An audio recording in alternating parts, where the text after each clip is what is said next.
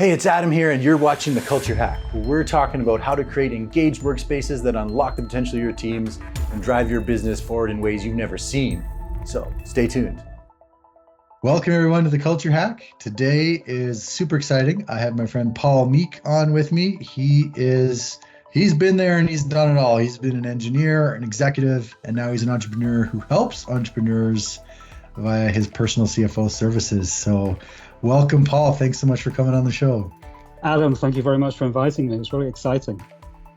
Yeah, I've been super excited to hear that you wanted to come on and thought this would be a fun thing to talk about. But let's start with you before we get into it. Tell us a little bit about what you're doing, where you came from, and what you're doing now.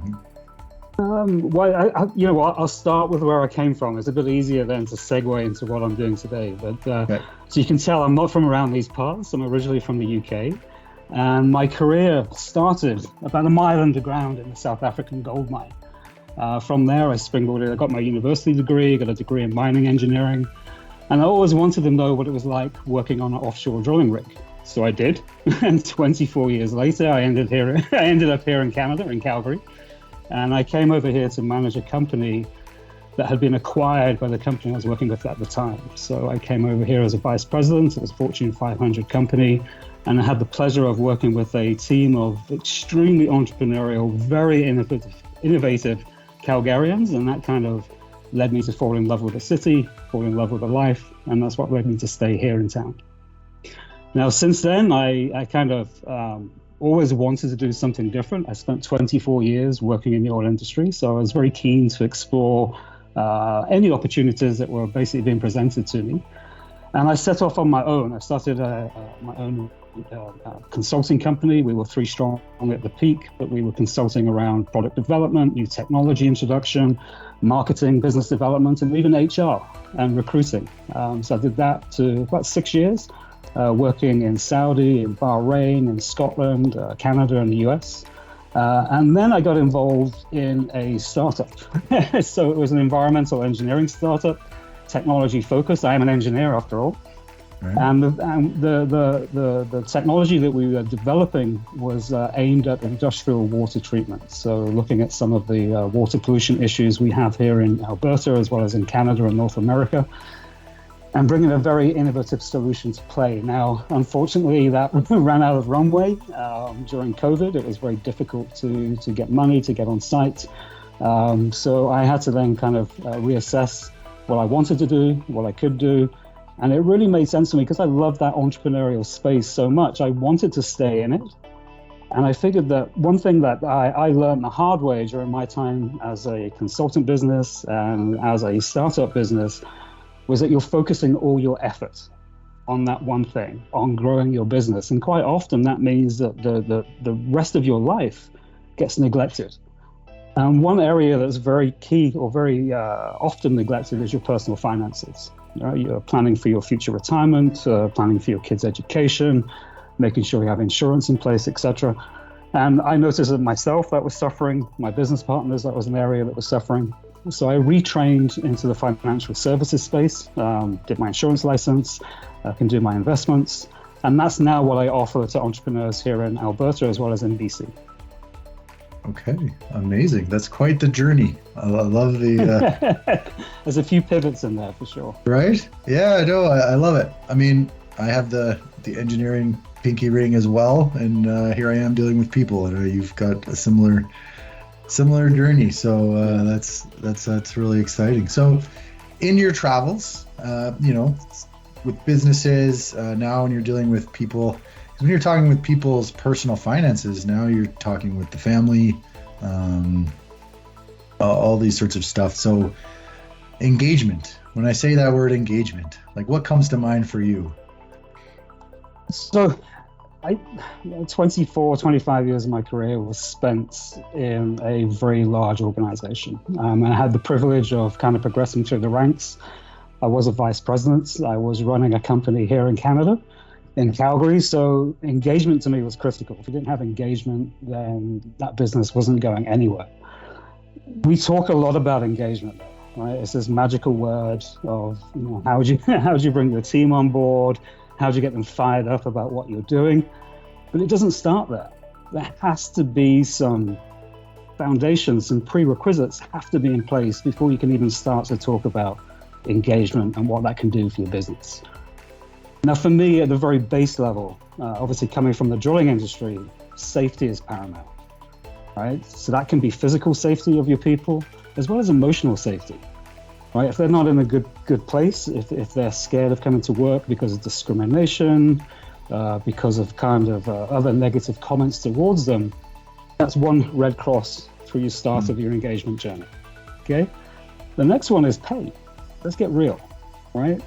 People don't work for fun. On the whole, right? The average person works because they want to make money. If you're not paying them what they're worth, or if you're not paying them what the market will support, you're doing them a disservice. And I always say that if there's an average for wages or an average for that position, it's better that you are the person or the team or the company that's trying to force up that average rather than just be happy with staying in that middle ground, right? So there's two major kind of foundations that need to be in place. Respect. We talk about respect a lot, but respect is a two-way street, right? As a leader, or as a manager, as a supervisor, you have to earn the respect of your team. Right? You can do that by being competent, for sure, but you can also get that by treating them like human beings, treating them like normal people, like adults, right? Who can have a conversation with you, that can support you in your journey, and actually help you and your business to grow. Right? So there's three kind of main kind of items I see. Transparency. This is now we start getting down into the nitty gritty, but transparency is also critical. If people don't know what's happening, they don't know where they're going, they don't know the impact of decisions or discussions, they start to clam up, start to get very defensive about their own position, and they'll become less and less likely to help you on that journey towards engagement. Right. I love it. Spore. Yeah. One more. Okay, we got it. All right, let's have it. Celebrate small wins as much as you celebrate the big wins. You know, if you win a big contract or get that big deal, it's normal to pop the champagne corks or go to the pub or whatever. But what about the small wins, right? If someone's made something a little bit better that's going to help the process or shave some money off, celebrate it, right? Make that person feel that they're a very valued member of the team. And with that, transparency and celebration obviously also comes develop. You know, if you're not going to develop your team and train them and develop them to kind of progress in their career or within the company, then somebody else will, right? So a competitor or another company is going to take them and do that development. You're going to lose a star performer. You're going to lose a critical piece of your own organization. So if you've got all of those in place, then you can start talking about engagement. I love it. I love it. I love that you had a big list, because it's so easy to say, yeah, if my team's engaged, we'll be more productive and we'll make more money. Or, sure, my team's engaged. They love working here. But, you know, that list of things you just listed, like every one of those takes time. It takes dedication. It takes energy. It takes creativity. So, you know, easier said than done, right? Yeah, it is. Yeah, it is for sure. Are there any stories in your experience dealing with this that come to mind where you've had to address one of these and had some success or even a failure? Yeah, for sure. Actually, it was it's like I said, I worked for 24 years for this amazing global company, but the times that I enjoyed were the first kind of 6 or 7 years of my career, where I was actually working on drilling rigs around the world. And then the last 4 years of my career with that company, where I was here in Canada, managing the company they had bought, this small engineering company. And I came in about 8-9 months after the actual acquisition. And just that preceding 8 or 9 months, there had been quite a lot of a culture clash. It was a big organization, suddenly bought this very small, nimble organization. So there was a lot of friction, huge amount of friction, right? You've got this big organization that's got processes and systems and procedures in place, and then this smaller organization that pretty much was flying by the seat of its pants, yeah?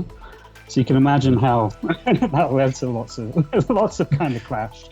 Yeah. And anyway, I got brought in. I have no idea why, but I was kind of tapped on the shoulder. I was living in Moscow at the time, and They tapped me on the shoulder and said, hey, get on the plane, go to Calgary, you need to do this. And I arrived in a, I'd like to say, it was acrimonious. It was not a very pleasant environment when I first arrived. It was like, oh my God, here's this new guy that's coming in again from the mothership.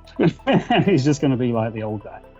Mm-hmm. Right. So it took me, so I arrived in, let's say, December, and it took me probably until March, April the following year, where people realized they could actually trust me and they could confide in me, and that I had their respect. And one of the ways that I did this is it's very easy when you step into a situation and you can see what's wrong.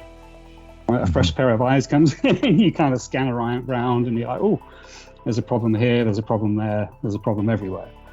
Now, I'm very good at that, but what I don't do is turn around and say, you've got a problem here, you've got a problem there, you've got a problem everywhere. I prefer that the team themselves take a step back and come up with that kind of observation themselves. And that's exactly what I did. We had a major issue with the reliability of the equipment that we were engineering and we were building.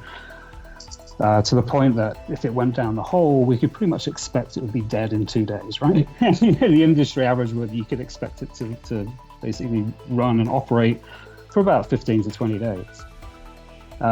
So I saw that, I brought everybody in, I said, okay, it's a Wednesday morning. I got people from different departments, different levels in the hierarchy, and I brought them into an office. And one by one, I brought them into my office. Now, this started really early. It was like 7:30, 8 in the morning. Mm-hmm. And one by one, I brought them into my office. I gave them 3 stickers, a red one, a green one, and a yellow one. And I said, okay, on the green one, I want you to tell me what's working, right? So 1 to 3 things. On the red one, what's not working. Yeah. And on the yellow one, what don't you want to see changed?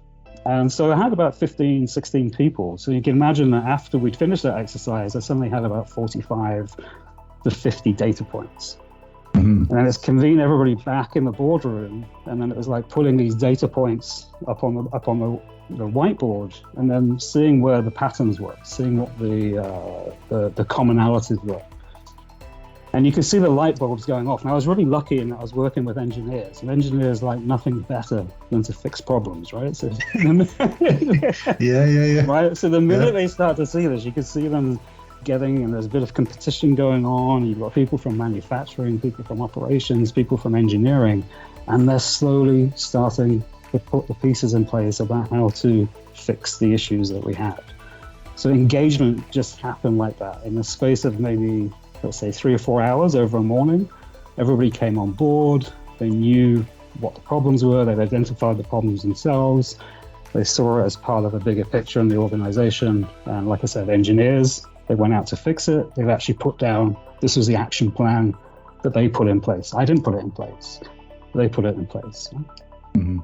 I love that story. The power of the sticky notes. I love sticky notes. I love to use the colors. Yeah. Very cool. Well, what I think is really elegant about this example is, as a leader, there's a lot of pressure, especially if you're going into something that's not performing, right? And you feel this pressure, like you've got to fix it and you've got to do the things, but you just created a space for it to happen properly, right? Yeah. And then lo and behold, they fix it themselves, which is amazing. But what a powerful strength of character for you to have to show that, right? Because I'm sure you're an engineer too, right? So you're just probably chomping at the bit to get in there. I was, right? I was. Yeah, amazing. Okay, well, thanks for sharing. So, as we look to the future, in your travels, if you've seen trends changing over the years, or with your clients now, are companies paying more attention to this term engagement? As you said, is this big messy thing? Is it becoming more of the day-to-day language? Like, what do you see for the future of what companies are doing?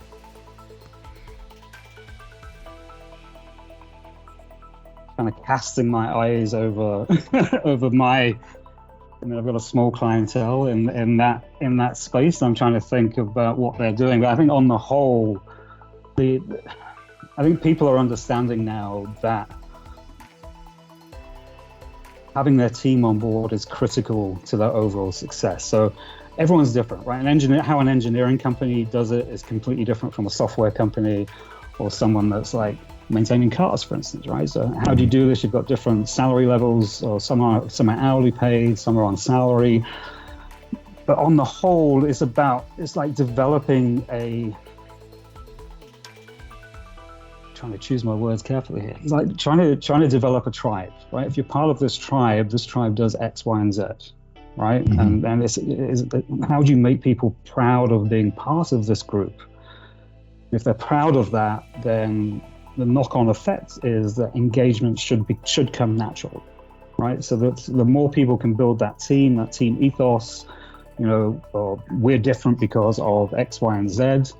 I think the more that the workforce, that the team, the colleagues are likely to come together to start to identify problems, identify what needs to be fixed, identifies what could be better, and actually work to make those changes and those tweaks at an internal level. I love that.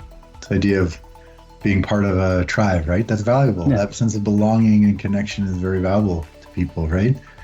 Especially in scenarios where, you try and pay them as much as you can, but if you're in a situation where that's not an option, that's all you have is that connection and that promise of building something together, right? That's right, Adam, yeah.